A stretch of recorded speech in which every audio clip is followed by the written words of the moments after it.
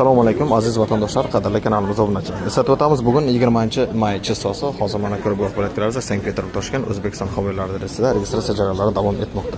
Aynan mana shu reysga hozir mana akamiz, assalomu alaykum akajon, xush kelibsiz. Bugun mana registratsiya jarayollaridan o'tib oldilar. Akajonim, xudo xolasa bugun Sankt-Peterburg Toshkent yo'nalishi bo'yicha uchamiz, nasib xudo xolasa. Biletni onlayn tarzda oladingizmi yoki ofisimizdan borib oladingizmi? O'zi ko'pchilikda onlayn tarzda oladi bizdan. Qanday aka? Ishonchlimi ekan, tavsiya qilasizmi? Tavsiya qilamiz aka.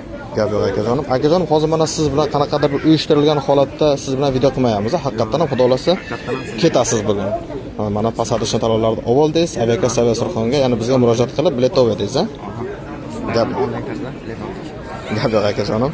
Gap yo'q, salomat bo'ling. Sir bo'lmasa necha pulga oldingiz aka bilet? 27 ming oldik. 27 ming. Srochnaga olgan ekansiz.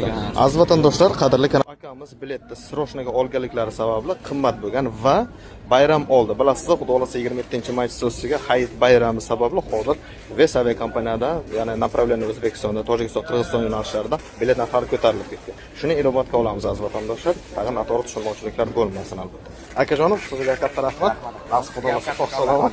E'tiboringiz vatanimizga mana biletingiz hamda pasadishlar va pasport talonlaringiz. Aziz vatandoshlar, aloqaga chiqaverasiz.